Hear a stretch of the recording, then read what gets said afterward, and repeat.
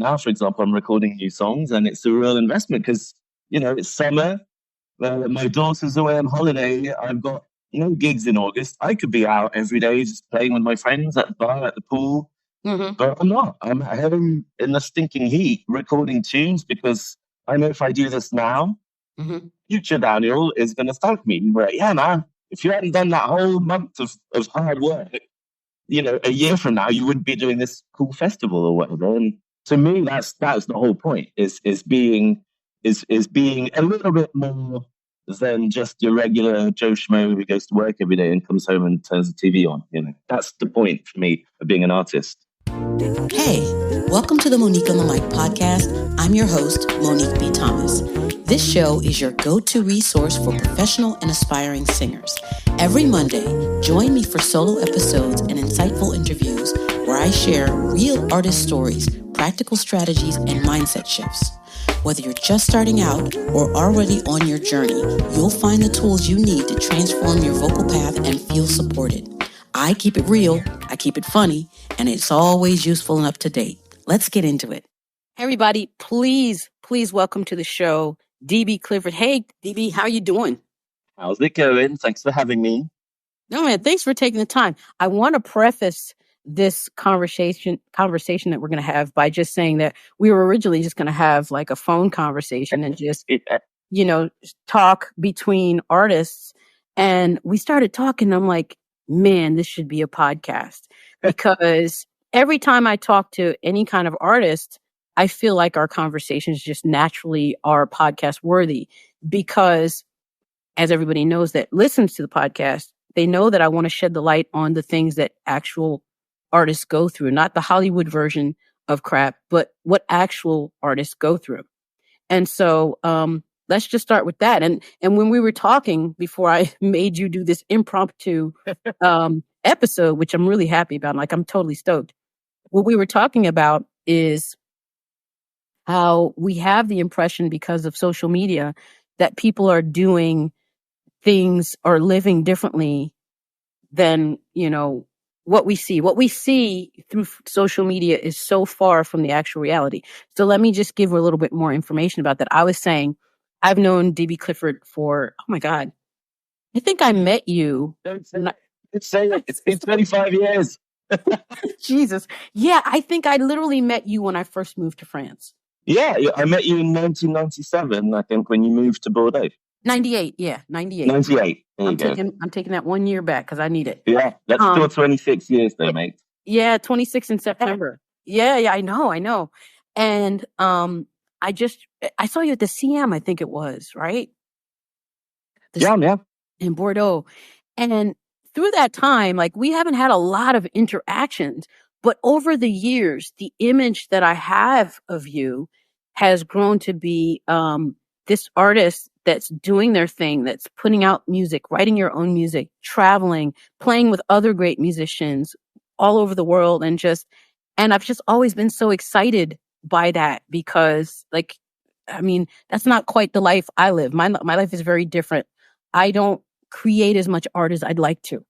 So that's one of the reasons why we were going to discuss, because you're like, hey, let's talk about it. Because I was like, I don't know what my next move is artistically. Like I know what my next move is as a pedagogue, but as an artist, because I need that outlet as well. And that's how we were supposed to start this conversation. And you said something that cracked me the heck up. And by the way, if you need to curse for this conversation, just let me know what because I feel like I'm holding back. You said I'll swear if I need to swear. You said that creating art was like needing to go to the bathroom. Well, yeah, I mean, what I was trying to say is that I haven't actually written or recorded anything in 7 years, and you seemed shocked by that because I guess you thought for some odd reason I'm constantly writing and releasing stuff. That's not how I work at all. For me, it builds up. And so, yeah, the analogy I was making, which is not very pretty, but to a certain extent it's true, was kind of like when you really, really need to poop and you're putting it back because you've got shit to do. And eventually you have to go to the toilet, And for me, it's always the same. These little ideas creep in. I think it'll be years, it'll be a couple of years, 2-3 years, where this tiny little idea becomes bigger and this other one becomes bigger. And eventually I'm like, shit, I've got like 10 songs that they really need to come out now because that's all I can think about anymore. And here I am finally, after 7 years, I'm finally sitting down and recording, you know.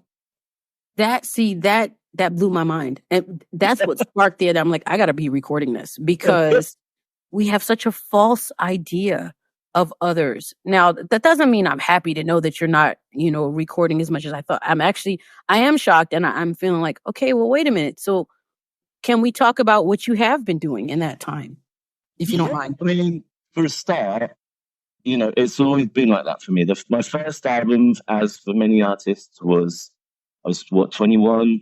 It's obviously 5, 6, 10 years of ideas that sort of emerge into a first album. That's pretty standard. Mm-hmm. But then my second album, that was like 5 years later. Mm-hmm. And in the meantime, I toured quite a bit and I got married and this and that. And finally sat down and I realized, shit, it's been like 5, 6 years since the last one. And moving to the third album, another 5 or 6 or 7 years have gone by because I moved to London and got divorced. And, and became a dog walker and did whatever the hell I had to do to survive. Right. And then eventually the same thing happened. All of a sudden, for whatever reason, you had all these ideas. And bang, I recorded my third album, which wasn't bang, actually. It was a lot of work. Mm-hmm. And now move on to this, which is not going to be an album, by the way, because I'm done. I don't want to do any more albums. I feel like I always said I'd make 3. I made 3. Mm-hmm. Now I just want to do songs and release them. I don't think it's really appropriate to do albums anymore. Wow. And this time around, I had a kid, which, as you've got 2, takes a long time. Oof, does it? I had a little world pandemic to all that, and also moving back to France and trying to just integrate in the system and make new contacts and find work and all that stuff just takes a lot of time. And here we are 7 years later, and I'm finally ready to do some more songs. Wow. Okay, so you said a lot. There's a lot to unpack in there. I think the thing that hit me is you saying that you don't want to do any more albums, that you just feel like it's not necessary, that you'd rather do just release songs. Can we talk about that? Sure. Well, I mean, I've always been the kind of guy that I have these like really crazy images in my head and I have to stick to them because otherwise I feel like I'm not being true to myself. True. And when I was younger, when I was about 20, 21, I always thought, oh man, I really hope I don't ever become one of those artists, like, well, I won't name them because it's not very nice, but those artists that really should have stopped after 4 or 5 albums that were really good, and then it's like, no, you really shouldn't have made those last 2 or 4 albums. They're just bad. Yeah. Name anyone, but we all know who we're talking about. Oh my God. Yeah. There's a few. So I always thought, what would be really cool is to do like a trilogy, to be one of those guys who says, I'm going to make 3 albums, and that's it, And that's what I did. I've done 3 albums. I'm super proud of them. Yeah. And now I don't want to go back on my words, And also, in parallel to that, because that was 25 years ago, I feel like it's just not, unless you're John Mayer, Sheeran, or someone that people are actually going to go and make the effort to listen to the whole album, no one cares about a bloody album. They just want a good tune, And I'm the same. I go on Spotify. I don't really want to listen to the same guy for an hour and a half. I just want to hear a good tune by this guy, and then I want to hear a good tune by that singer and this girl or whatever, So I'm thinking, fuck it, I'm just going to make songs like I used to when I was 15. I'd make a song, I'd totally overdose on it for a little while and play it to everyone, and then move on to the next one, So that's what I want to do now. Do you think it might be because streaming services, well, not just streaming services, because even before streaming services came along, I think there's the downfall of a great album. There's just, most of the times an album has maybe 1 or 2 great songs and the rest is just filler anyway. Do you feel like that's the reason why nobody's trying to listen to albums, is because there just aren't albums to listen to? I think it's just attention span. I don't think people really have that much attention span anymore, and they need to be fulfilled quickly, and they want that song that they just liked the first time right away. They put it to their liked list or whatever. It took about 4.5 seconds, and now they just want that gratification, and they'll listen to it 50 times that month, and then I'll probably move on to some other bloke and some other song, And the actual amount of people who still are into that thing of like, hey, I'm going to listen to this guy's stuff and not just the singles. Those people probably still exist, but it's just not really the way the world is going these days, I think. Do you know how sad that is? Because you just made us sound like junkies. You made us sound like junkies. Like, I just want my fix. Yeah, we've become, and I don't like to generalize because I think everyone's different. I think every age is different. And I'm certainly not one to generalize male, female, young, old. Sure. Not really interested in that. But what I do feel is that because of technology nowadays, it's easy to become that person. And it's difficult to not become that person. And so at the end of the day, some people make the effort to not become that person, who to pick up a book, to not go on Facebook and Instagram. But the reality is, it's very easy to just be that way nowadays. Yeah. And well, I'm not going to go against it. But as a result, a lot of people just want that instant gratification. That song they heard, that they Shazammed in the toilet of McDonald's or whatever it was. and they want to hear it. We'll stop for a little while and move on. That's it. You're absolutely right. Technology actually helps support the habit of being a junkie, just going around trying to find different hits. But I have to say, I am still one of those people. Like, if I hear a good song, I'm going to do some research. I'm like, okay, I love this song. And let's be honest, when I say good song, I do separate the singing from the actual writing of the song. Because sometimes the song is good and the singing is crap. Sometimes the singing is great, but the song is crap. I do make the distinction. So when I discover an artist that I like, then I'm one of those people that I will go down their rabbit hole and try to get my hands on everything I can get my hands on. And if I start listening to like 3, 4, 5 songs, if it still gets me, then I will begin to look at their entire discography. Well, thank goodness there's still people like you. Yeah, well, I mean, unfortunately, and this is sad to me, and I'm going to say things that may seem hypocritical because I have this podcast and it is on Spotify, but we all know that the streaming services have done great damage to the music industry, especially for artists, not for companies, but for artists mainly. But when we were buying CDs, like, I would ruin myself buying CDs. So I know that I spent a shitload of money supporting artists that I love by buying their CDs. Like, I hated even with the streaming is that we don't get the liner notes where we can really get into the behind the scenes of artists, because that's what I'm interested in. I'm interested in people's processes, like who they worked with, what are their influences. And I just feel like we're not getting that anymore. I just feel like, somebody puts something out and then you like it and there's very little information about it and then that's it. I feel like what you just said is interesting. However, I grew up with computers. My dad's one of the early people in the early 70s who started programming and stuff. So I always had computers at home way before anyone did. Mm-hmm. And so I'm not one to be weary of technology, but I'm one to be conscious of technology and what's good from it and what's bad from it. Yeah. If I'm completely honest, I think what you said is true. Artists don't get paid properly on Spotify, and there is sort of a tendency to release a lot of stuff because hopefully some of it will stick. And that's one of the sides of Spotify and streaming and all that. But the other great thing about it, though, that I didn't have when I was a kid is, hey, man, have you ever heard of Miles Davis? No? All right, well, here you go. Yeah. For £10 a month, you can listen to absolutely everything he's done non-stop, and then John Coltrane, and then you can move on. Same with, something I didn't have as a kid. I had one album to buy, and like you said, maybe I could afford to go and buy another one. But then it's like, well, which one do I buy? Kind of sample it first. Well, no, you have to buy it and then listen to it at home. Okay. And so to a certain extent, I feel like, yes, what you said is true, but also if you're a curious musician and you do want to sort of get into it and like you said, go down the rabbit hole and analyze what they've done that's good, what they've done that isn't so good, you can just spend a couple of hours streaming it all.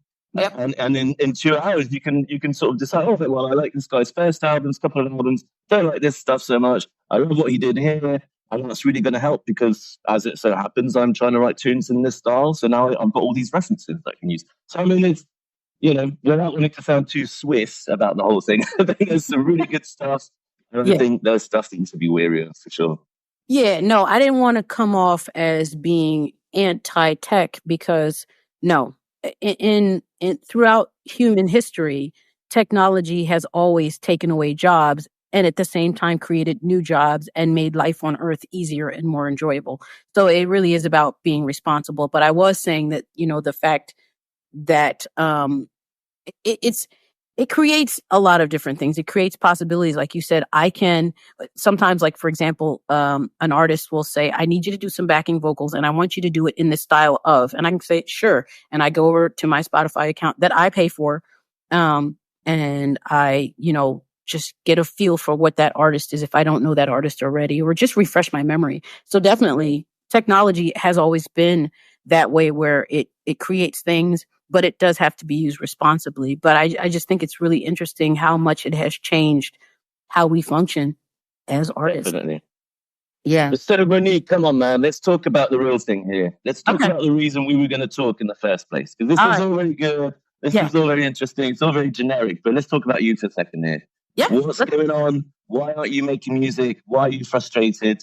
Why do you feel like this is not so as easy as it could be? You've got everything, man. You've got the best musicians at the tip of your finger. You've got recording equipment. You've got ideas, and you've got a hell of a voice. What's going on, man? Oh man! First of all, thank you. And I know, and I'm learning to understand that you're not saying that just to make me feel good. You're not about playing. Yeah, I'm saying it because that's why we were going to talk. The thing is, all right. My musical journey is like anybody's. Has been really rough. It's been a lot of healing that had to be done. All right, let me start from the beginning, doctor. So you're laying down on the couch here. One of the things that was the most damaging to me was my beloved father, who is in heaven now. But and I'm not angry with him about this now, but it did an enormous amount of damage. He said to me, because I always sang. I started singing when I was 2. He said to me, you sing all right, but you're no Aretha Franklin. And I'm pretty sure he said that in those words. Wow. Aretha Franklin was absolutely his most favorite artist. So, obviously I've listened to that. I grew up listening to soul, gospel, R&B. I grew up listening to some of the best music that America has to offer in any case. And I say that proudly. That is my heritage. But of course, there's a weight that comes with that. And so when he said that, he immediately, because he said that to me as a kid, he immediately shut me out from the only thing I ever knew, which was singing. And I mean, I even started playing the piano young, and I say playing the piano with air quotes. I would pick out tunes. I started playing by ear or whatever. But I wasn't really interested in taking lessons. So I'd take lessons off and on or whatever. But long story short, it took me a very, very long time to grow into the kind of person that I am today, where I know that if you give me a mic, I'm going to rip shit up. It took me so long to really say that this is my role and this is what I'm doing, and to do it in a way with no apologies. Like, this is who I am, take it or leave it. It doesn't matter, but I'm going to say what I have to say. So there's been that part, and that part has been a long time coming, because it really screwed with my head. It screwed with my technique. It screwed with so just getting my voice to be able to function properly and just allowing myself to be a singer has been a lifelong struggle. And I think that's probably why I'm so involved in pedagogy, because I'm trying to help other people not have to go through that struggle, or at least recognize where they are if they have similar struggles with me as I do. Because I think it's very common that some unknowing but loving person will come along and say, yeah, you sing like, you're not a good singer. And they ruin people for like 20, 30 years.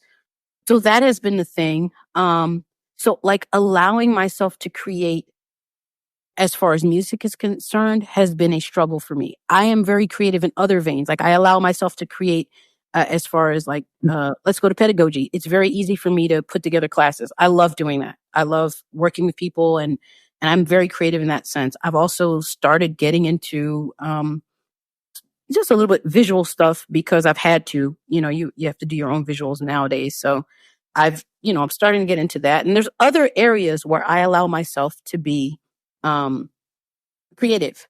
But you're very good at creating a little human being. Yes, and for some reason I can't hear myself anymore. Let me see what's going on here. Oh. Okay, there we go. There we go. Yeah, and I've created little human beings, and that even is another part of the conversation, because I can only speak from a woman's point of view. You know, you have them in your bodies. They really hijack your body for a while, and they hijack not only physically your body, but mentally.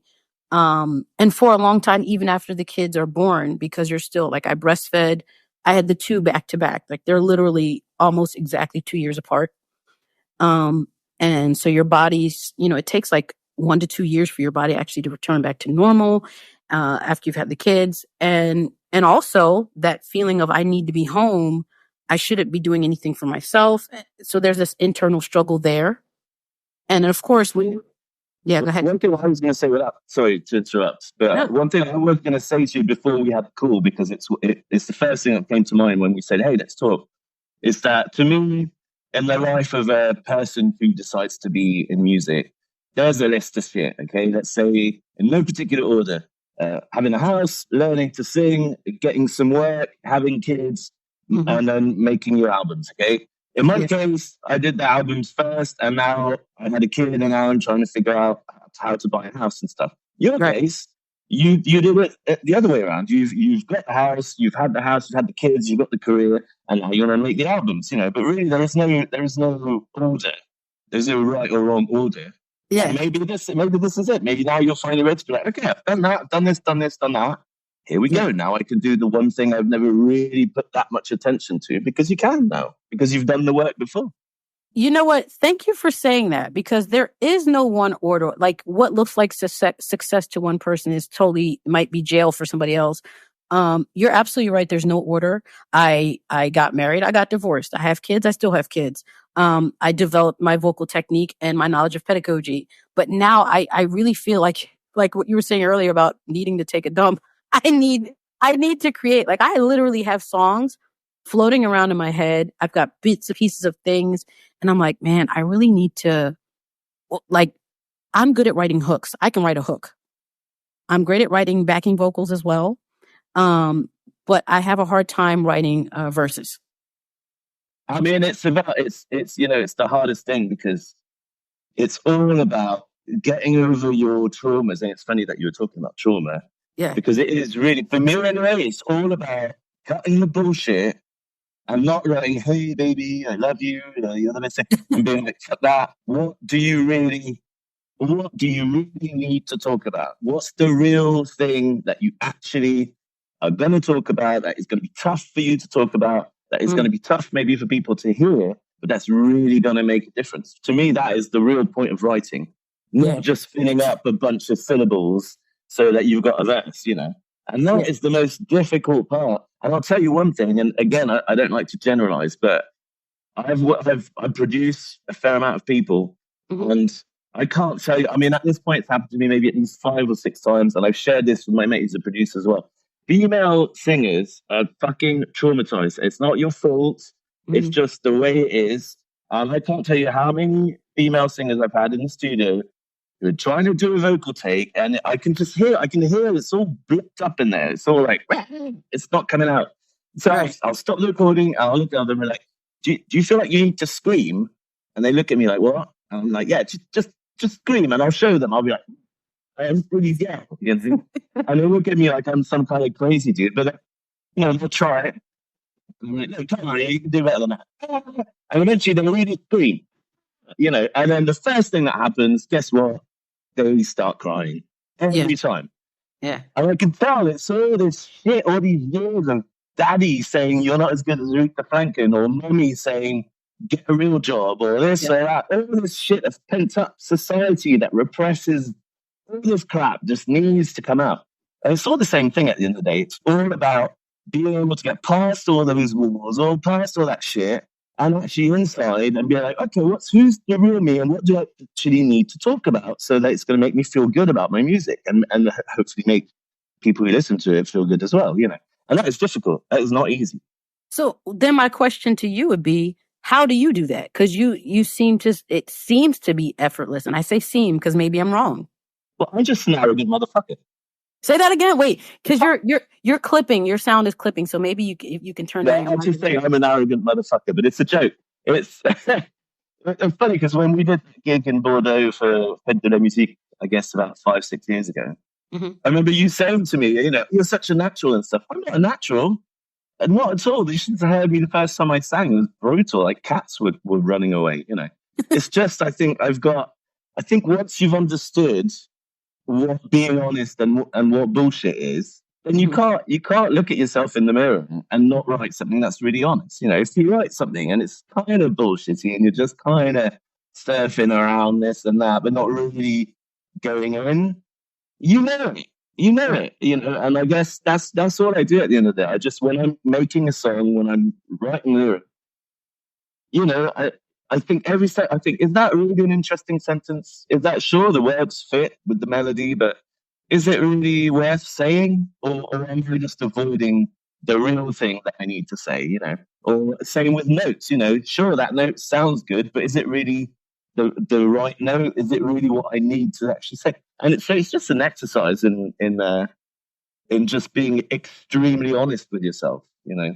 Wow. And that is not easy. I'm very lucky because, unlike a lot of people around me, musicians around me, I've never had to fight against my parents or anyone to be who I am. In fact, it's quite the opposite. Since as far back as I can remember, people have always said, "Oh, Daniel, you've got so much talent. He's obviously going to be a musician." And to a certain extent, I know it sounds a bit weird, but that's kind of a different struggle, because then it's like this massive pressure to be the guy that everyone thinks you're going to be, which sometimes is easy, but sometimes actually difficult. But to a certain extent, I've never had to prove myself.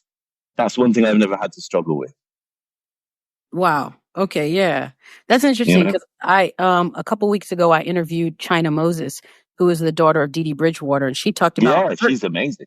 Yeah, she's amazing and prolific too, and just out doing her thing. But she also talked about the struggle of coming from parents that are in the business and what that means, you know. Yeah. So I guess we all have our struggles, you know. It's like, it's interesting because it's still a struggle one way or another, but it's not the same direction. No, it's not the same. But struggle. You've never met my friend William Cartwright? Yes, I have, and he's another one that's just, man, wow. He's amazing. He's, you know, the best. But same with him. I mean, he grew up in a world where obviously you're going to be the most talented musician, because, you know, what else could you ever be? And to a certain extent, it's been difficult for him to get past that, you know, because that sets you up in a way that's almost as bad in a way as saying, well, you'll never be Aretha Franklin. You know, it's just a different direction, but it's just as much pressure in a way. You know, and to me, the key's always been, fucking take John Lennon or Bob Dylan. They're not great singers, but everybody loves them. So does it really matter? No, they just do what they want to do. I like to take the example of, let's say, if we listen to jazz musicians who are not singers by trade, but that lend themselves to singing. I often find that, like Chet Baker. Yeah, they tend to get the most natural singing done, because they just go for the essential. It's like no bullshit. It's just what needs to be said in the way it needs to be said. Nothing more, nothing less, because I don't have more technique to do it. And that's actually really refreshing when people who are not actual singers sing, but who play other instruments. I find that to be a refreshing take on how to get the message across.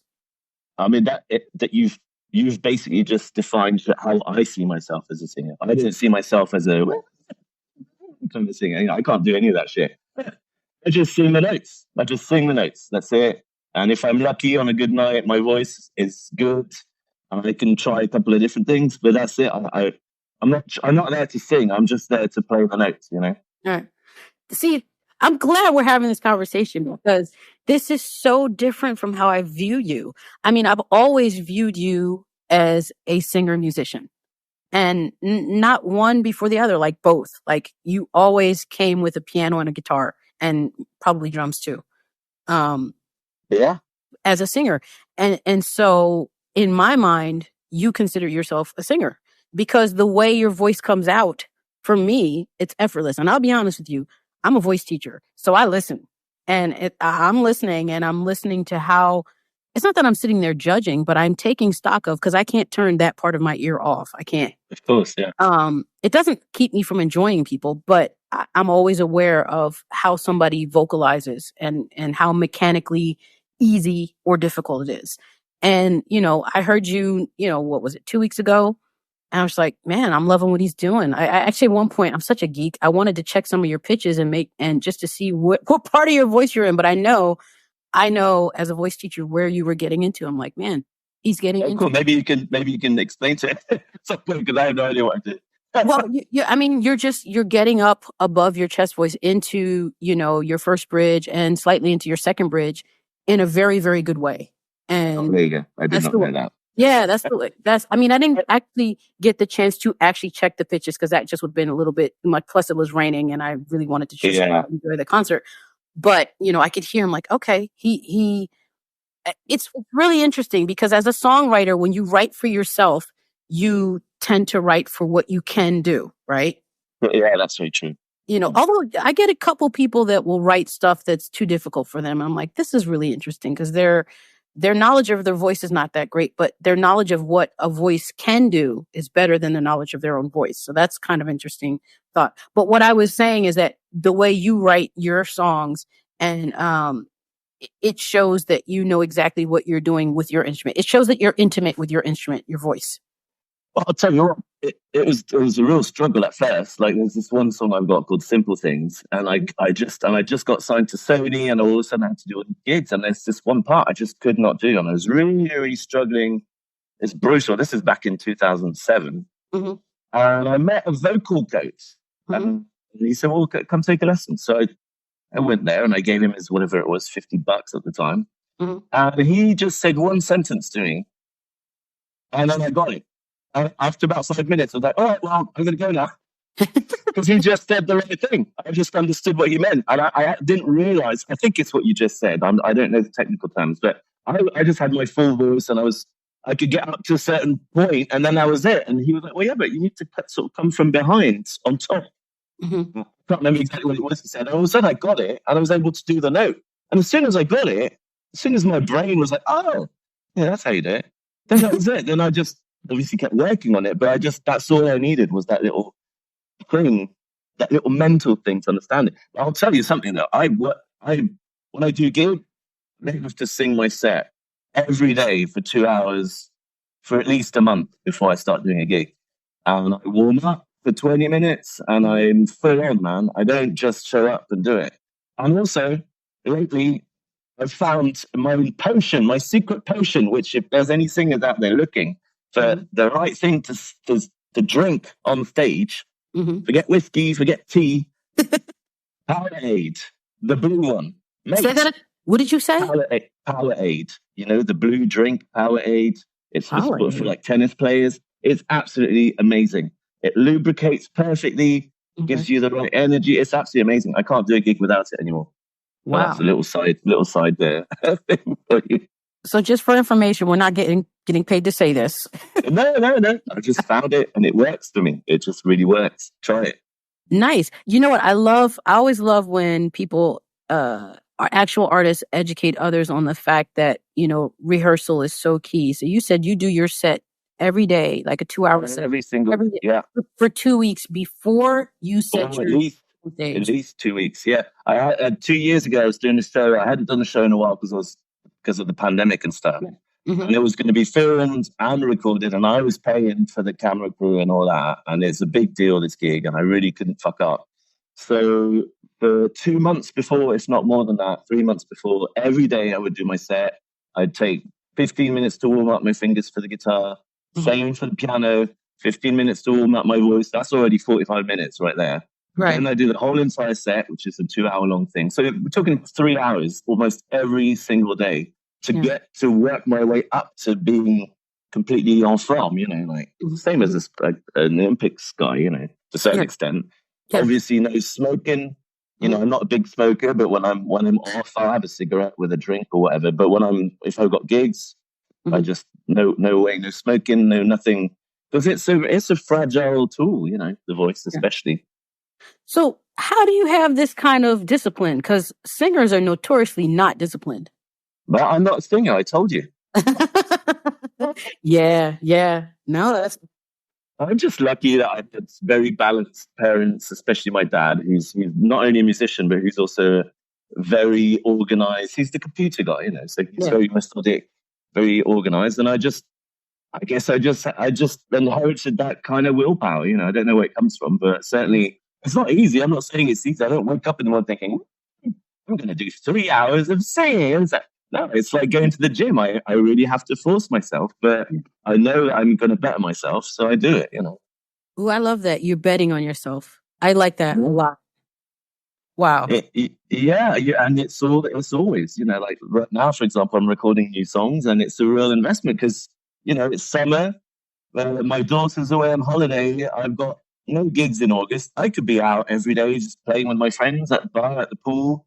Mm-hmm. But I'm not. I'm at home in the stinking heat recording tunes because I know if I do this now, future Daniel is going to thank me. But yeah, man, if you hadn't done that whole month of hard work, a year from now, you wouldn't be doing this cool festival or whatever. And to me, that's the whole point. Is being a little bit more than just your regular Joe Schmo who goes to work every day and comes home and turns the TV on.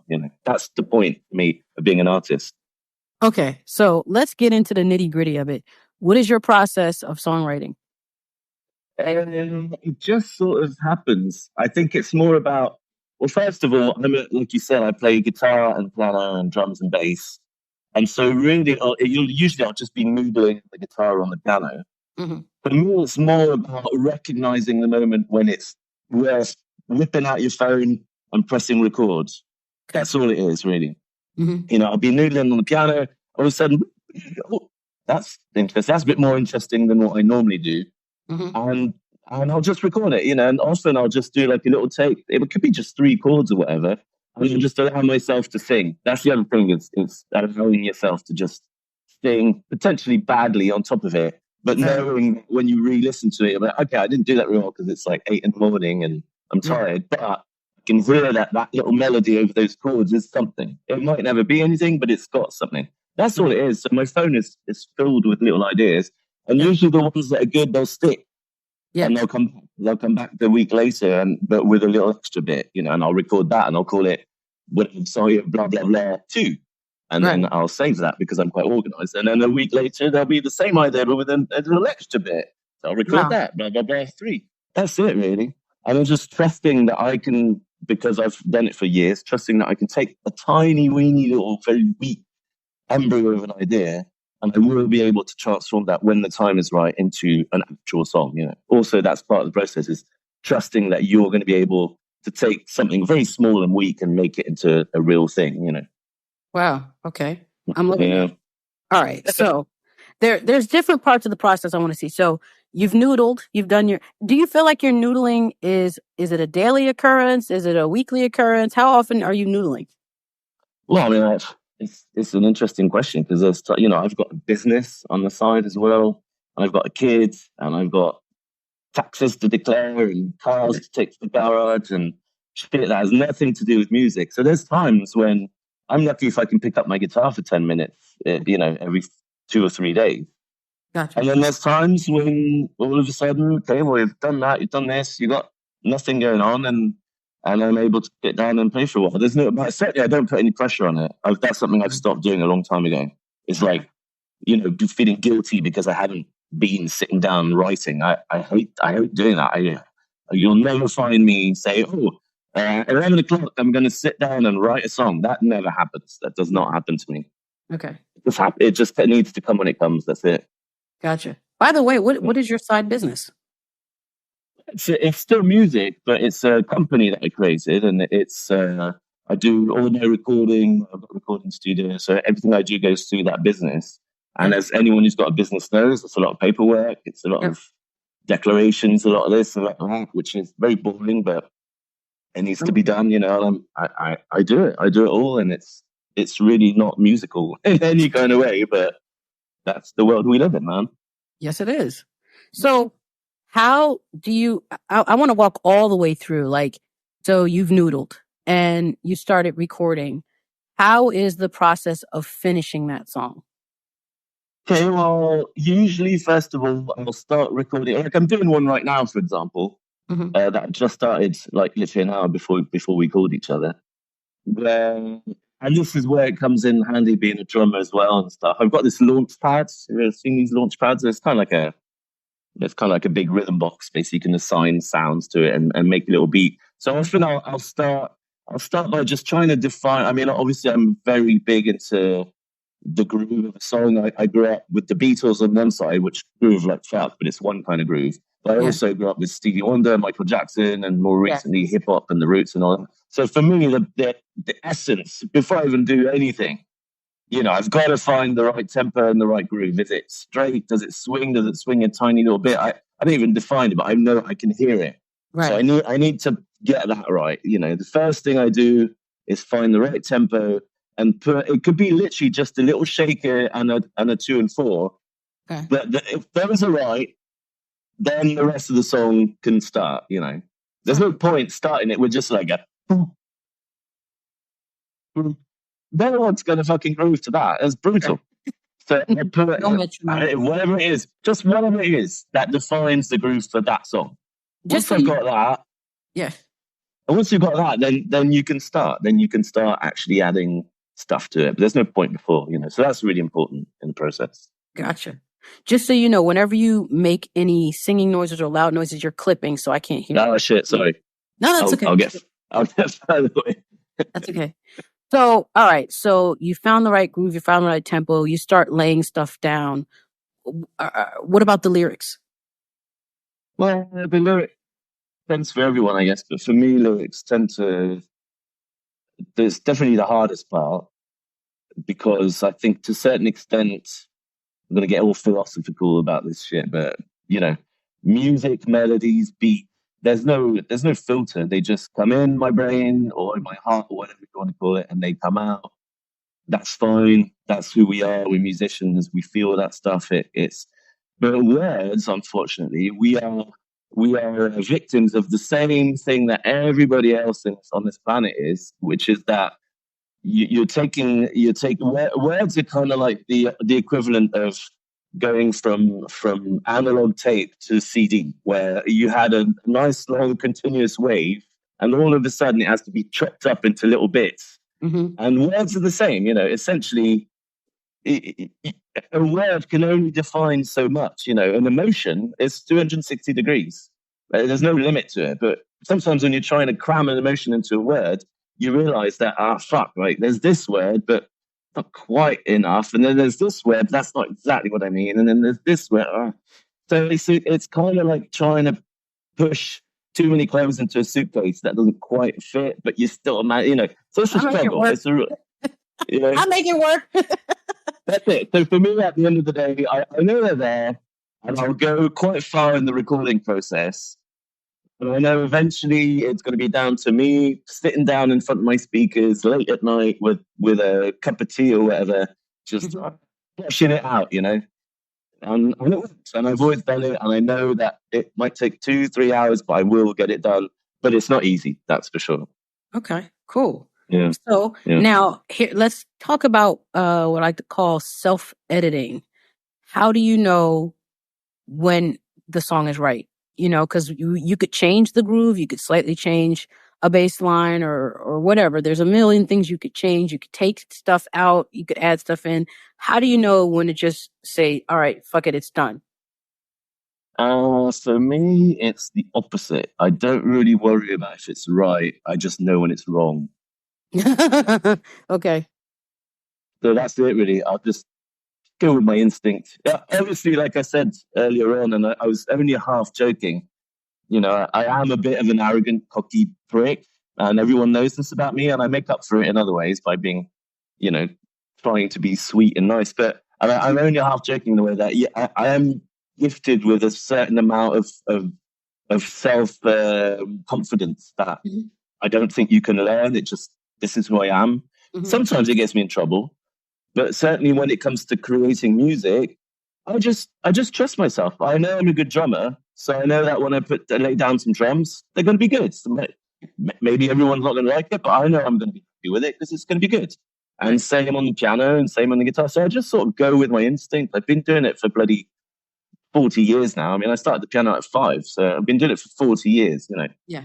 And I just go with not only my instinct, but also a little bit of métier, as we say in French, a little bit of craftsmanship of, less is more and not try not to overcrowd the song. But this is all stuff you just learn with time, But certainly when I do something and it's not right, I'm like, oh, that's no good. Just remove it, And I also give a big chance. Every part, I really let it be.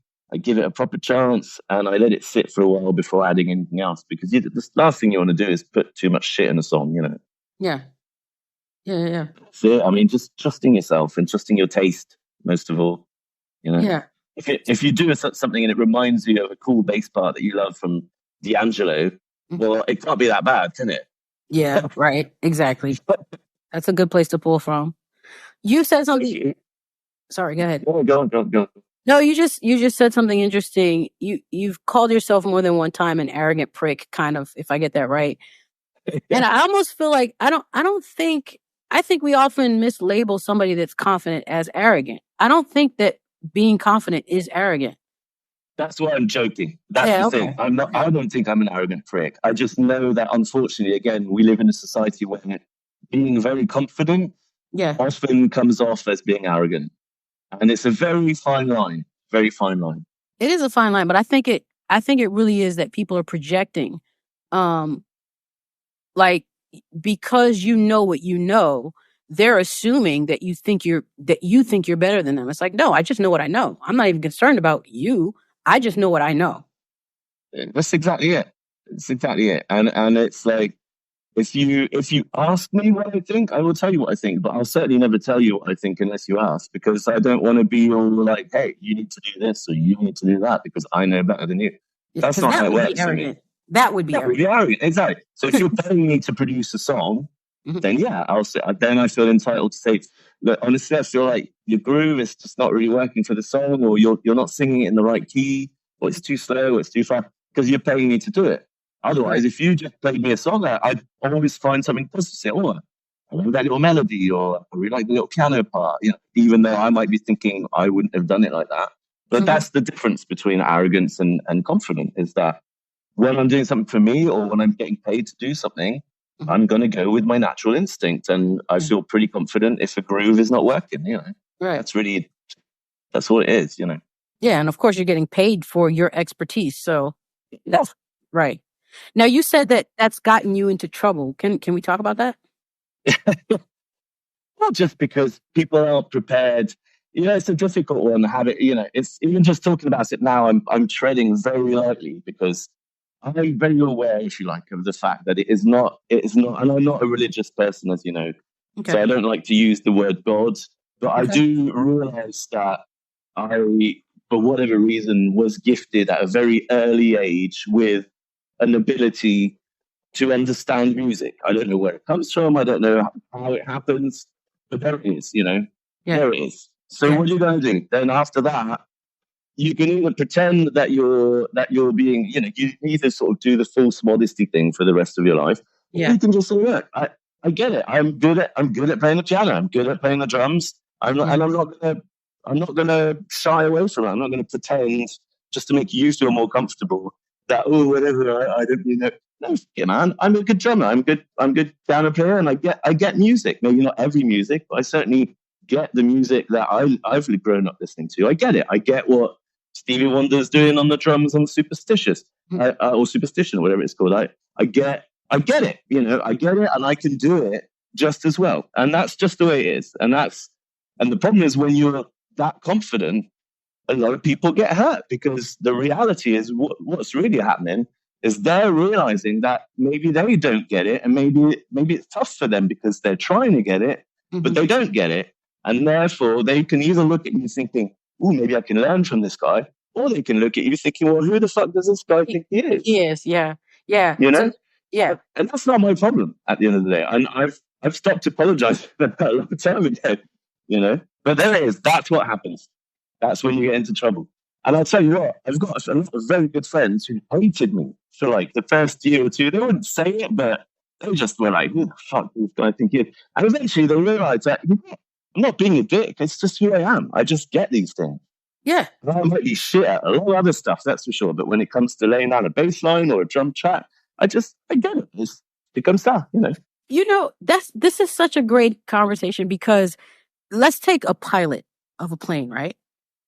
We sure as shit want him to know what he knows or she knows.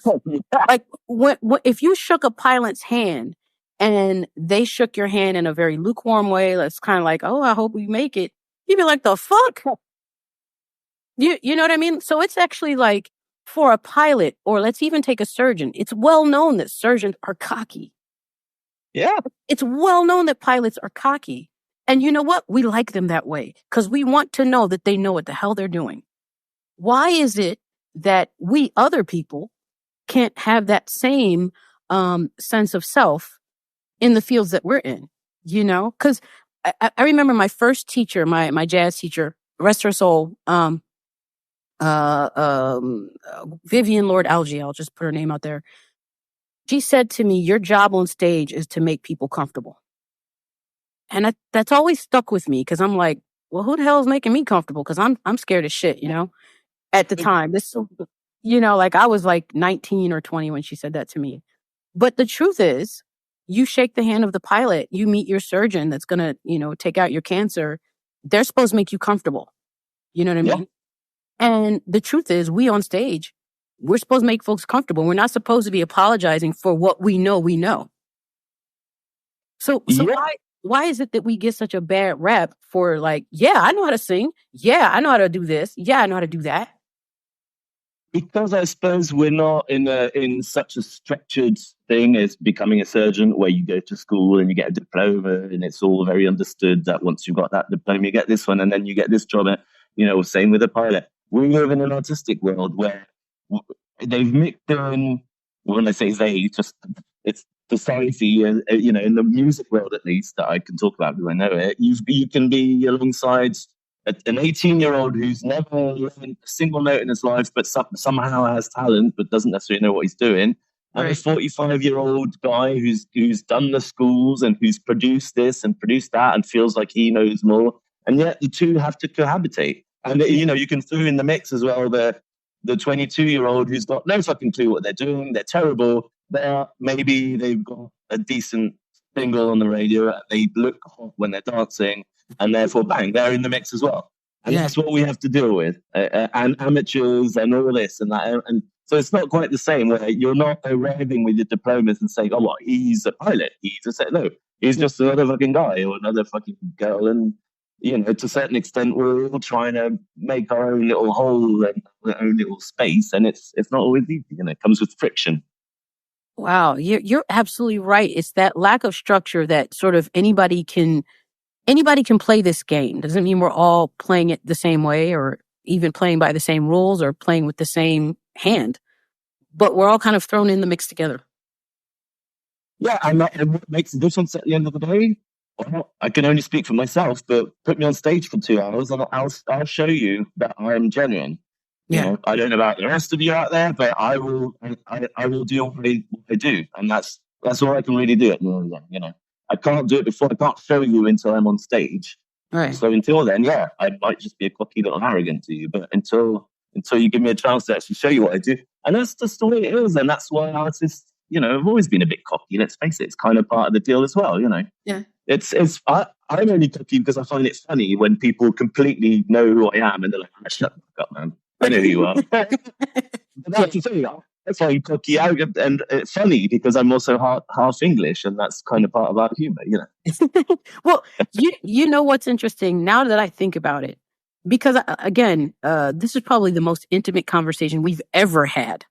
You know, yeah, I think there was me feeling like there was a bit of cockiness and arrogance, but now that I will say that I've grown up and I've grown into who I know I am and what I know, and also what I am aware that I don't know, it doesn't bother me.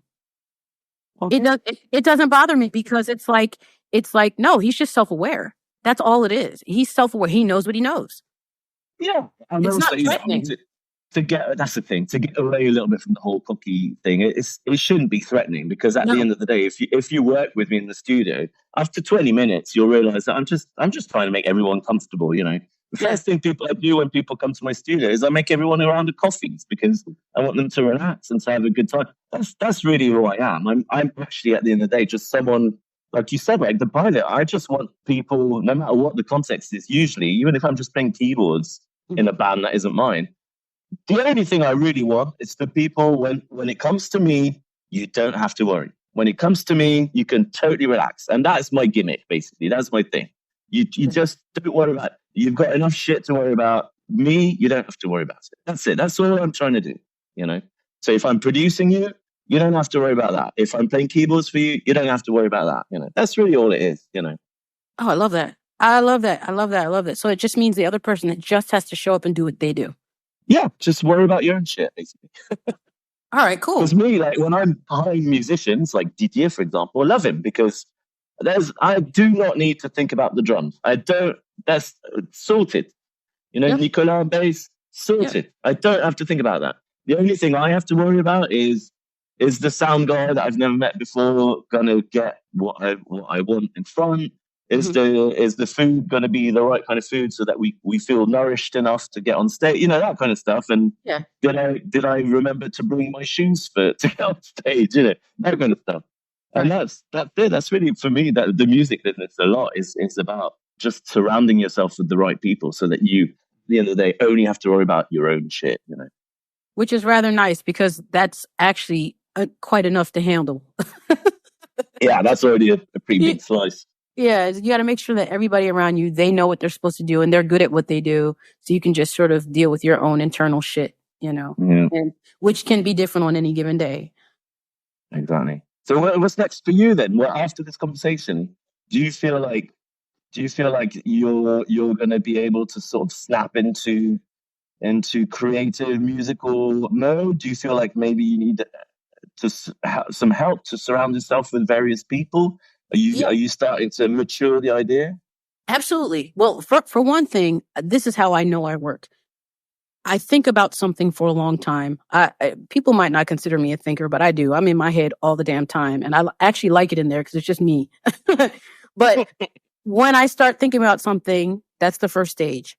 Then I start talking about it. And so I've been talking about it for quite a time. And it's like that, again, it's like that proverbial musical dump that needs to be had or taken or left or whatever you want to call it. So I'm like in stage 2. So it's not going to be I wouldn't say snap into it because I'm rather long. I've always considered myself to be a late bloomer, but I know one thing about me: when I bloom, I fucking bloom. Like, watch out. Cause when I'm ready to do something, I go full steam. So I'm kind of like a diesel engine in that sense.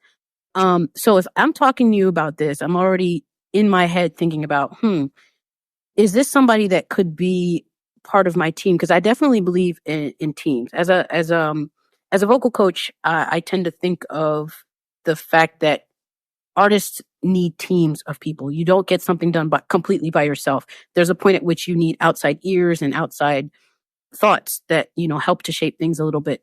And so I'm looking, as we're having this conversation, I'm like, is he maybe the person that could help, you know, get me back into the studio, get me songwriting? And here's the interesting thing. I don't even know if I want to write songs for me to sing. Like, I have songs in my head. What's that lead singer of Imagine Dragons? I absolutely love his voice. I don't know his name, but I know who he is. Yeah. I actually, like, months ago, I had a song come into my head. And I'm like, he would be perfect for this song. You know, like, I don't mind writing for other people because I'm not the kind of person. People tend to think that because I sing solo, that's all I do. I actually really adore singing backing vocals for people as well. I don't necessarily. Yeah. I love singing backing vocals. Like, that's a huge, as we say in French, a kiff for me is to sing backing vocals with other kick-ass backing vocals in a kick-ass band. That to me is like a dream. So it's not just about me writing for me. It's just writing. It's just having the outlet, and whoever the song is right for, if it's me or somebody else, I don't really care. But it's definitely coming. So, you know, I have to figure out. Are you equipped with stuff to do? Like, do you do demos and stuff, or is that not really something you're into? I haven't by myself. Like, my last full-on writing of a song and finishing a song dates back to probably, let me see, Voices of Praise. We did that album. I think the album came out in 2008. Right. So, you know, it's been a minute. And of course, I had help because I'm not a pianist. I mean, I have some harmonic information, obviously, but I definitely need help with, you know, like, finding the right tempo, finding the groove. Probably not so much the key. I can find the keys or whatever, but also maybe adding in some chords that just spice things up a little bit. Although simple is good too. At the end of the day, I think that's the beginning of the process, is also just saying, yeah, you know what, I don't feel comfortable doing it all alone. That's already a huge step, you know. Yeah. Then it's really just a question of who you're going to do it with, and you know, and who makes you comfortable. Also, you have to be quite vulnerable when you're doing that kind of thing. Yeah. But and so you can't. Yeah. To answer your question, I am equipped. I'm definitely equipped. Like I got this really cool thing happened to me. A really wonderful client that I work with gave me a super mic. I don't know if you've heard of this mic. It's called Soyuz. I have not. It is a Russian mic, and it's supposed to rival the Neumann mic that everybody's using. Oh no. The sound is so good. I had to get a pop guard because even 10 feet away, it's loud. I have to turn it way down. It's amazing. When I sing through that mic, my voice feels like butter. It's just amazing. But anyway, great, man. So yeah, I actually have everything I need to get started. I probably just need to get started and then find somebody to help me give shape to, what I've started with. Yeah, it's very important to surround yourself with the right people. I was straight on into that whole sort of Stevie Wonder, Paul McCartney thing, Prince thing, where it's like, oh, I'm just going to do it all by myself. And that's it's one direction to go into. But it comes with its downfalls as well, It's difficult being all alone in the studio and doing stuff. There's nobody else vibing. It's just you, Yes. And I think it's good to be honest and be like, you know what, I don't feel comfortable doing that, or I don't necessarily have the right knowledge to do that. But then the next question is, all right, well, that's fine. Then you've got to find a couple of people that you can be in a room with for a day. And at the end of the day, you've got something on tape that's good, That's all it is, really. Yeah. Deadlines are your friend as well, Oh, yeah. I'm a stickler. Well, I shouldn't say a stickler. That's hard with me. The best thing for me is to pin me down with a deadline. Otherwise, I'll find something else to do. Oh, there's dust over there. Part of it. I think deadlines are great. Try that tiny little bit of extra pressure that you've got because you've booked someone, or maybe you booked a studio or whatever, and you want to get something done, And I think that's always very, very positive. Well, let me just go out and put myself out on a limb here. How could I work with you? Well, there's many ways. For example, in was it February, March this year, I decided to sort of call 2 or 3 artists that I really like that had never come to record here. For example, Fran Ray and Linny. I don't know if you know them, but they're a couple from London who moved here 25 years ago, and he's an amazing singer, guitarist, keyboard player, all that, and she's an amazing singer. So I just called them and said, hey, you guys come and record in my studio for free for a couple of days, because then it's kind of even for me, it's interesting to sort of work with different people. And this other couple that I met who were sort of more in the country world, same thing. I thought they were great. And I said, well, come and record for a bit. So I would say the same to you, just come and pick a couple of days and come and record, Okay. Do it. And then there's people who call me, and then it's a different deal because they'll call me and they want to pay me to produce their song. But I'm not necessarily going to get that much of a kick out of it because it's not a collaboration. It's they'll come in and they've got their song. I'll do my job as a producer and make it happen, But certainly someone like you, if you wanted to do that, I'd be very happy for you to come in and just explore whatever comes out, That's really the only way to do it. Cool. Well, yeah, would that mean that I would need to first I noodle around and come just with a skeleton of things first? It depends. If you did come with a little idea, that would be fine. Okay. Because then we could build on it. But you could also just, come out with nothing and we can just make a little beat and find some chord and just go for it. It depends. It sort of depends how confident you feel that you're at the end of the day that you're going to come up with something. It doesn't even have to be good, just something, Oh, one time I did that with a singer and poor thing, she was just completely paralyzed. Nothing was coming out, and I could feel her stress, and I could feel that she was just kind of not able to release whatever was inside, and I felt bad for her. But at the end of the day, we had fuck all because everything we had was me just trying to force little ideas out just to have something, but it wasn't good, Gotcha. So I would say the only thing is if you do that and you come out with nothing, you just got to be in the right mind frame that you know you're going to deliver something. You know, that's all it is, really. Well, I I'm will pretty say, sure you would. I can be arrogant enough to say that I am a creative person. Confident. And I'm confident that I can come up with lots of melodies on the spot. And actually, that's often what I do. Like when I'm singing jazz, before I started doing any kind of actually scatting, I just spent years and years changing the melodies, messing around with the rhythm, messing around with the melodies, or keep the same melody but just move it over a little bit, back and forth. So I'm not worried about that at all. So okay, if I can just let's do it, man. All right, that's what you need to do. Well, That's simple. I will definitely. We'll off camera. We'll come up with something. We'll pick a deadline. And I'll come out. It'd be my real pleasure. Also, because it would be fun. Man, I definitely remember meeting you in. I guess you say it's '98. I did 2 years at the Siam, so I guess it was my second year. Yeah. Because you bounced real quickly. I was like, where'd that guy go? Well, after that, the year after that, I signed a deal basically in LA, and I moved to the States. So you came here, and I went over there. Yeah. And after that, I wasn't back for years and years and years. Yeah.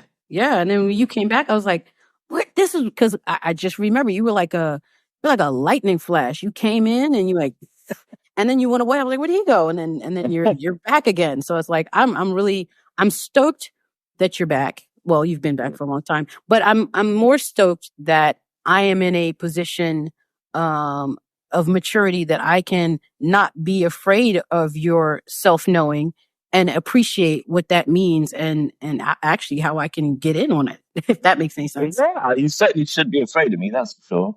Like I said earlier on, honestly, what I get the biggest kick out of these days is just making an idea in the best way possible. Whether it's mine, someone else's idea, I don't really care. I'm just happy when people come in with a little kind of embryo of something, and I'm able to help them make it into a thing. I really get a kick out of that. I think that's a great place to be as an artist, because at the end of the day, isn't that what it's about? Well, that's all it's about, and it's about making a tune that people hopefully are going to listen to and bring joy to them. You tend to forget that when you're a professional musician. You tend to get into the nitty-gritty of scales and sound and this and that. But at the end of the fucking day, what I'm trying to do is just put a smile on people's face. That's it. That's all it is. Yeah. I always say that hopefully that people will feel better and smile more than when they came into the concert when they leave. All it is, man. All it is. Well, Daniel, this has been the best conversation, and I could go on and on and on, but I want to let you get back to your noodling. And actually, if you have still 2 more minutes, I want you to show me your studio, because I want to see what you're working with as well. But thank you so much for taking the time, and thank you just for being you, whether people think it's arrogant or not. Thank you just for being you, because we need this, and I think this transparent conversation can help a lot of people. So thank you so much, man. You're very welcome. That was real fun. I just wanted to finish this conversation by saying that this has been one of the most vulnerable episodes that I've ever done, because I'm exposing the difficulties that I actually have as an artist. A lot of people come to me to help them with their artistry, and I'm very good at that. But I'm human just like anybody else. So I wanted to let you guys know that I am walking the walk and talking the talk. And Daniel and I have set a date, which is September 16th, just a little over a month from the date that this is airing. And we're going to get together and we're going to work on some music. So I'll keep you posted. If you've enjoyed this episode, please don't forget to subscribe and leave a review wherever you listen to podcasts. If you're really liking what I'm throwing down, you'll love my Mike Masters newsletter. For more information on how to work with me and to sign up for the newsletter, visit www.moniquebthomas.com. That's www.moniquebthomas.com.